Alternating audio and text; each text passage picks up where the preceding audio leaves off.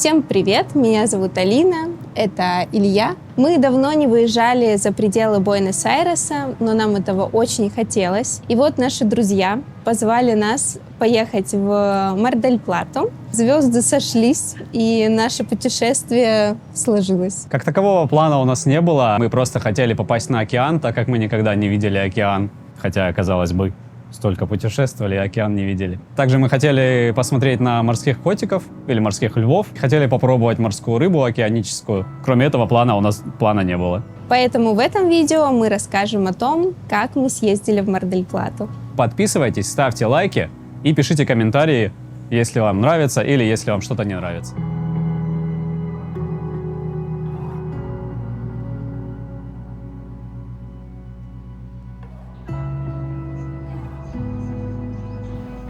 До Мар-дель-Платы из Буэнос-Айреса можно добраться на самолете, поезде, машине или автобусе. Мы решили прокатиться на двухэтажном автобусе с повышенным комфортом.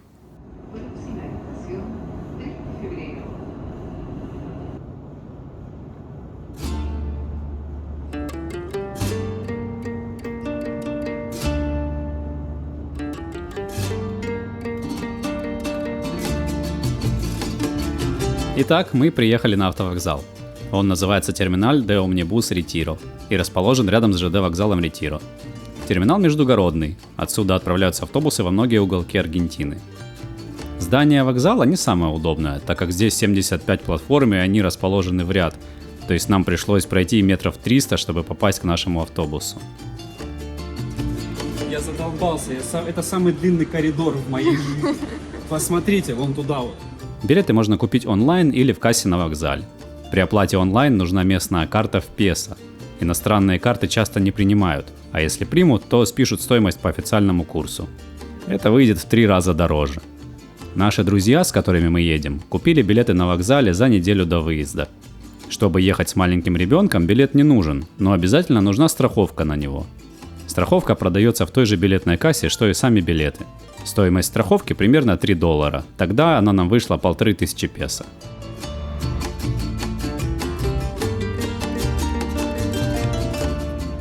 Загрузились в автобус. Здесь вот такие вот сиденья. Типа бизнес-класс. Можно раскладывать прям сильно. Есть для ног штучки. Это 2-й этаж. Там еще есть 1-й этаж с такими же креслами. О!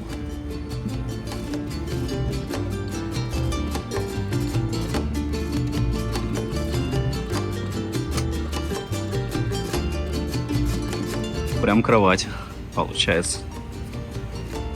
Вот так. Вокзал находится рядом со знаменитой Вишей 31. Это бедный район города, местные фавелы. Со стороны выглядит симпатично, но внутрь лучше не заглядывать. Можно остаться без ценных вещей. Хотя говорят, что в последние годы ситуация в нем улучшается, и сейчас уже не так опасно, как пару лет назад. Вокзал расположен рядом с развязкой, и автобус сразу выехал на трассу. Через 10 минут мы были уже за городом. Думали посмотреть красивые виды, но по пути будут в основном поля, поля и поля. Пейзаж будет одинаковый, поэтому во время поездки можно смело ложиться спать и не переживать, что пропустите что-то интересное. Ну что, мы сели в автобус, едем уже в Мар-дель-Плату. Нам выдали вот такие вот билетики, сделали обязательную страховку на малыша. Мы брали всего 2 билета. Малыш, получается, вон пока отдыхает на моем месте. Брали мы в компании Тони Тур. Очень хорошие автобусы. Вообще нам супер понравились. Прям мега комфортно. Ехать нам сейчас 5 часов. Так что увидимся уже в Мар-дель-Плате. Спустя 5 часов мы приехали на главный автовокзал Мар-дель-Платы, и уже тут мы почувствовали запах свежего океанского воздуха. Выходим из автобуса. Здесь, кстати, была кофемашина, которую никто не пользовался. Сейчас выходим. В Мар-дель-Плате погода чуть прохладнее, чем в Буэнос-Айресе, ведь город находится дальше от экватора и рядом с океаном, Поэтому летом с середины декабря по середину марта, когда в Буэнос-Айресе очень жарко, в Мар-дель-Плате комфортная, идеальная погода. Вот так вот выглядит вокзал. Не такой большой, как Буэнос-Айрес. Тоже, в принципе, приятный. А еще в этом автобусе прикольно то, что есть туалет, есть кофемашина, ей, правда, никто не пользовался, и связь ловила. То есть я очень переживала, то, что когда мы едем, по пути не будет ловить связи. Для меня это для работы очень важно. Вот, но все было четко, почти ничего не перерывалось. Вот, так что, если что, скажу, имейте в виду. Короче, идем в поисках такси. Здесь не работает ни Uber, ни там местное такси. Можно только выйти и найти на улице. Вот идем искать. Да.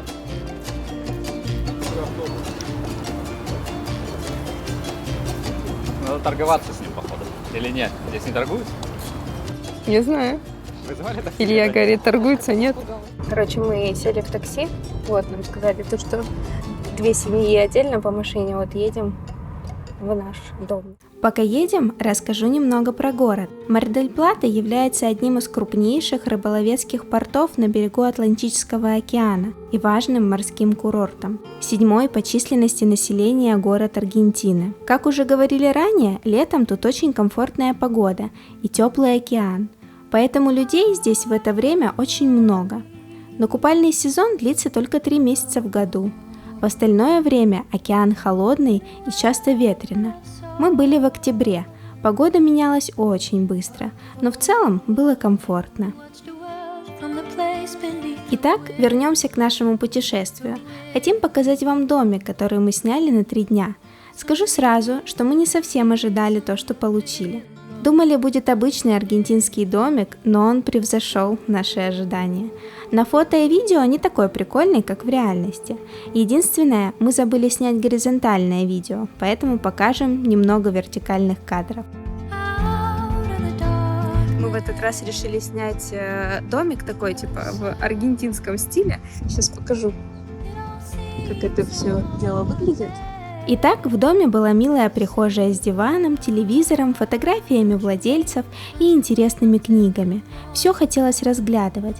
Затем мы попадаем в зону с камином и большим столом. И далее просторная кухня со всеми принадлежностями для готовки и открытая площадка с зоной для барбекю. На 2-й этаж вела лестница. Там было 3 спальни, мы заняли те, что с большими кроватями. Комнаты просторные и светлые. Сразу видно, что дом делался хозяевами для себя, и в нем еще сохранилась эта теплая энергия. На самом деле, по видосу и по фоткам выглядит как-то не так, как вживую так прям прикольно, атмосферно. А когда фотографии смотрела, показалось, типа, что какой-то такой старенький немножко дом. Вот. Но когда мы здесь находимся, прям прикольно. Единственный, наверное, минус этого дома, что пешком до океана идти 50 минут.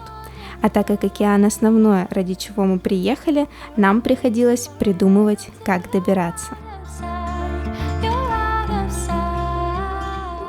Хотим напомнить о том, что мы выпустили свой гайд по переезду, легализации и жизни в Аргентине. Этот гайд поможет вам собрать документы, подготовиться к переезду, сэкономить на авиаперелете, приехать сюда, начать жить, легализоваться и даже получить аргентинский паспорт.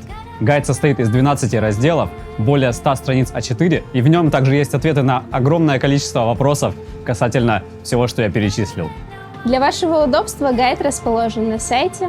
Более подробную информацию вы можете посмотреть по ссылке под этим видео.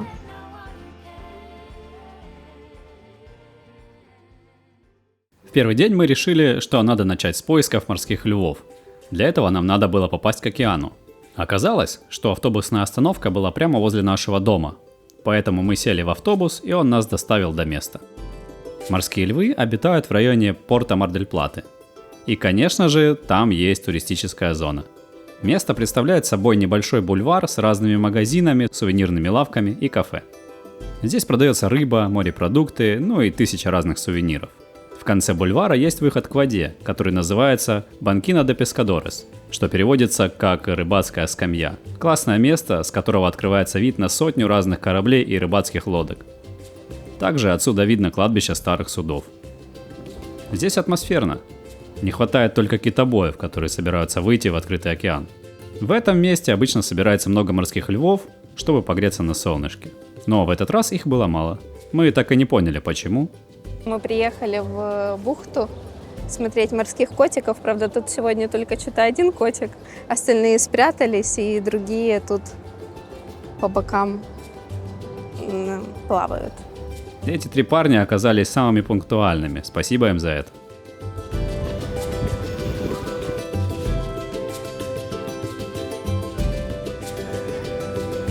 Если пройти дальше по дороге, то можно попасть на огромный волнорез длиной около 2 километров. Часть этого волнореза отведена под заповедник, так как там есть еще одно большое лежбище морских львов. Мы идем по какой-то промзоне. Вот, ищем, пытаемся найти морских котиков, чтобы их было много. Купили невкусные хот-доги, невкусное мороженое. Чуть-чуть перекусили и ищем. Я что-то, если честно, очкую немножко, переживательно как-то. Вот, ну, потому что тут очень мало людей и какая-то реально промзона, но на картах показывает то, что это место туда, куда мы идем. Сейчас посмотрим.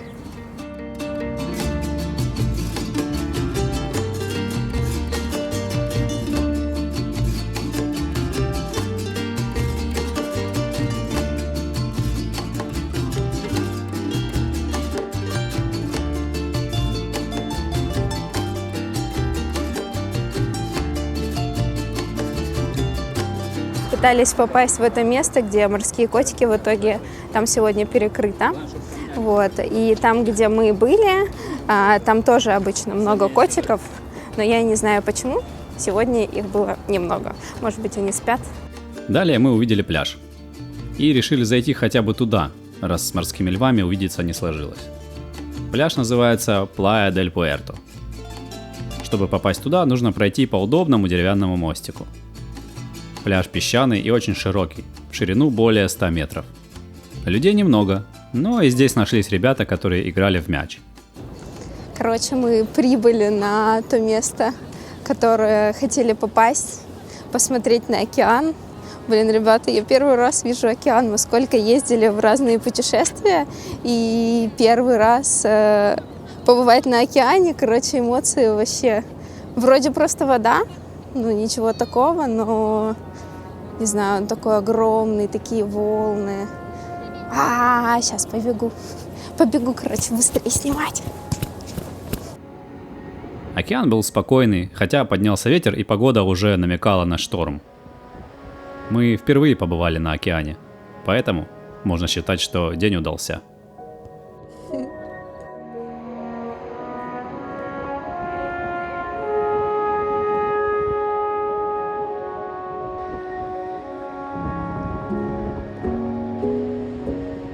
Далее уже начало смеркаться, и мы заметили тучи, поэтому побежали обратно.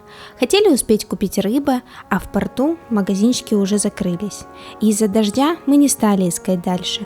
В этот день мы поняли, какая переменчивая погода в Мар-дель-Плате. Мы вернулись домой. Хотела рассказать немножко про аргентинский менталитет. Мы, получается, что пошли за продуктами.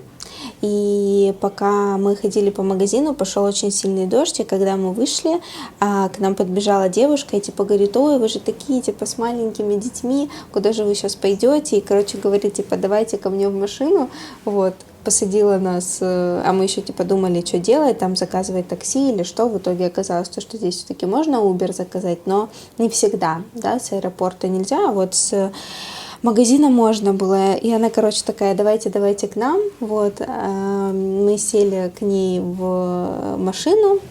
За рулем был ее муж, они нас довезли до дома. Но нам там на самом деле было 10 минут, даже меньше ехать. Вот, ребята пошли пешком, им было весело. А нас довезли в целости, сохранности, сухими. Она там еще типа спрашивала, откуда мы, что там, как. Короче, нас как-то это так приятно порадовало. Вот, что просто вот незнакомые люди такие, типа, о, давайте там к нас в машину, мы вас довезем. Так, сейчас пойдем готовить мяско и спать.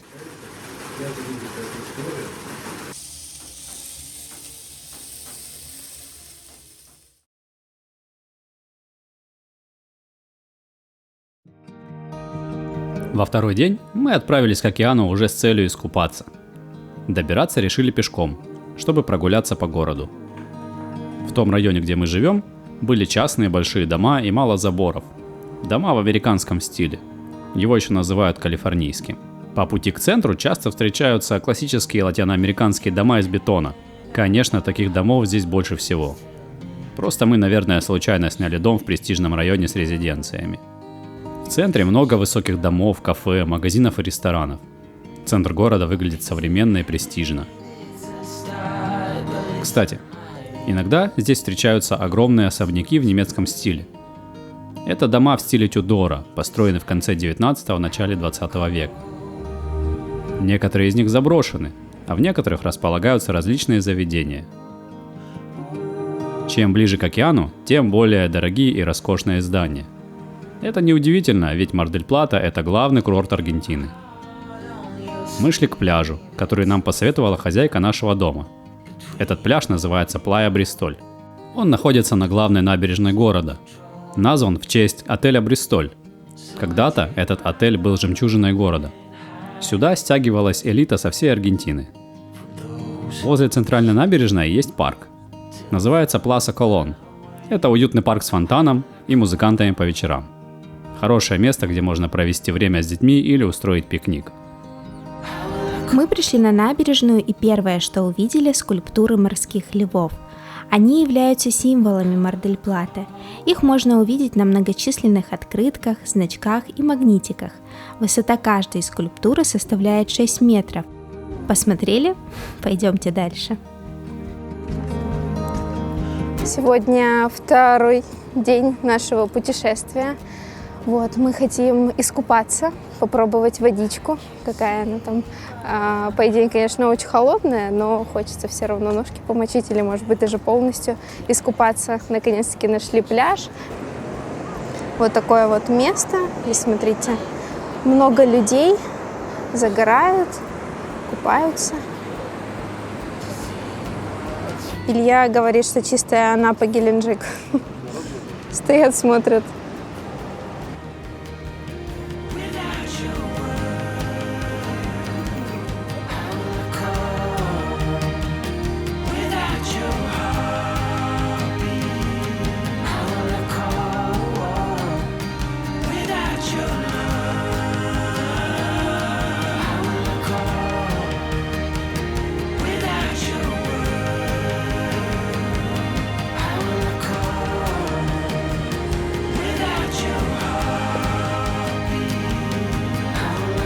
На пляже мы познакомились с замечательными людьми, с которыми Илья проболтал полдня.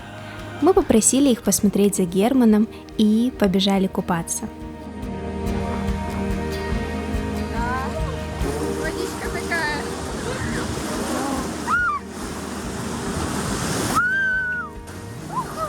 Она очень холодная.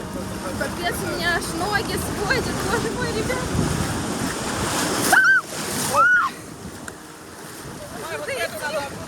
Хорошо. Блин, у меня ноги сводят просто.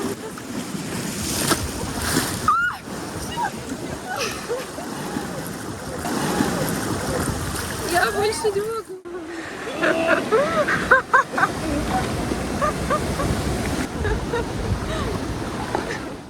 Океан очень холодный, соленый. Так как я купалась первый раз, хочу сказать об этих эмоциях. Вот. И людей сейчас уже достаточно много, хотя сейчас еще не сезон, получается начало октября только, вот, но людей уже прям много. И мне кажется, то, что летом тут, наверное, совсем капец, как будет много людей. Но пляж чистый, песочек очень приятный. Вот, короче, мне прям понравилось. Единственное, что у нас все вещи в песке, Герман в песке, все в песке, но ничего страшного. Затем мы пошли кушать на улицу Пианаталь Сан-Мартин. Это улица, где много людей, забегаловок, кафешек и магазинчиков.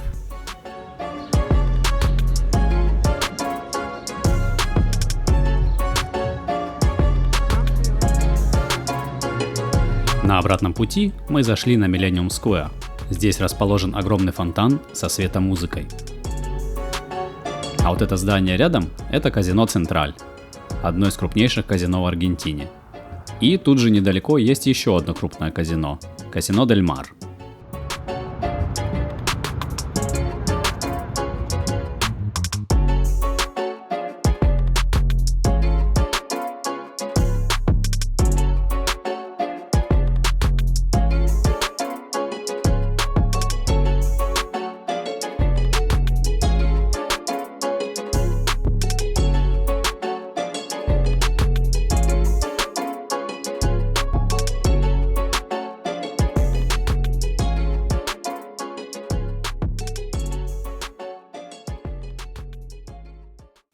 На третий день вечером нам нужно было уезжать, но мы решили съездить на еще один пляж. Перед этим зашли в кафе и познакомились с русскоговорящим парнем, который сказал, что кафе, в которое мы пришли, классное и что он сюда часто ходит. Называется «Сао». Тут вкусный кофе с медиалунасами и можно поработать на ноутбуке. Еще рядом тоже есть неплохое кафе, где больше именно еды, которое называется «Ля Фонте Дорро». Также парень рассказал немного про недвижимость в Мар-дель-Плате. Они снимали хорошую евро-двушку недалеко от океана за $450, но в сезон с декабря по февраль цены взлетают в 3-5 раз больше. Поэтому они подумали, куда можно переехать на эти 3 месяца сезона. Имейте это в виду, если будете планировать отдых или жизнь здесь. Вообще в Аргентине мы заметили, есть большое русскоговорящее комьюнити, и все всегда готовы помочь, рассказать, что знают, как будто слышишь родной язык, и он сразу связывает людей. После завтрака мы пошли на пляж. Для этого нужно было просто спуститься вниз пару кварталов. По пути мы наткнулись на еще один особняк. На этот раз он отреставрирован. Внутри него располагается ресторан с изысканными интерьерами. Пройдя чуть дальше, мы попали на смотровую площадку. В центре площадки находится монумент Ротонда дель Гольф, а рядом раскинулось огромное поле для гольфа. Кстати, ресторан, о котором я говорил, он принадлежит этому гольф-клубу, и вход туда строго по дресс-коду. В пляжной спортивной одежде туда не пускают. Со смотровой площадки открывается панорама на океан, пляж и морской порт, в котором пришвартованы огромные военные корабли. В этот день нам совсем не повезло с погодой. Весь день моросил дождь, поэтому мы передвигались перебежками от дерева к дереву. Когда дождь прекратился, у нас получилось спуститься на пляж.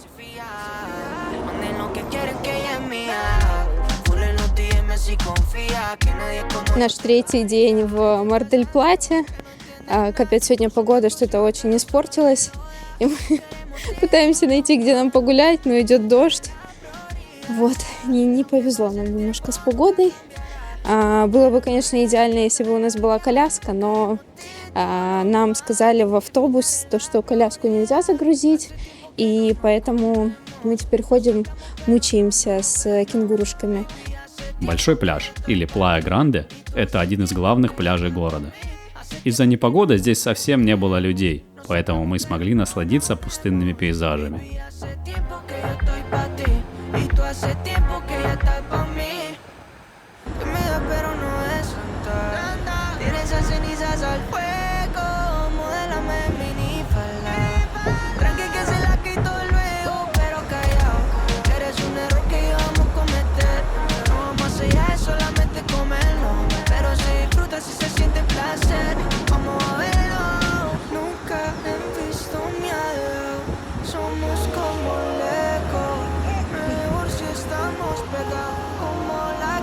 Не нравится мне ваша вода, Нет, не нравится.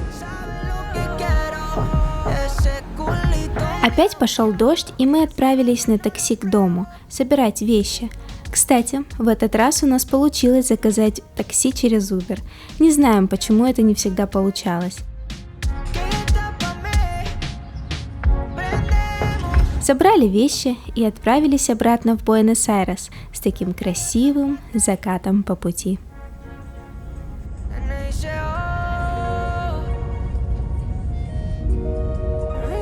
Подписывайтесь, ставьте лайки, здесь будет еще много интересных видео.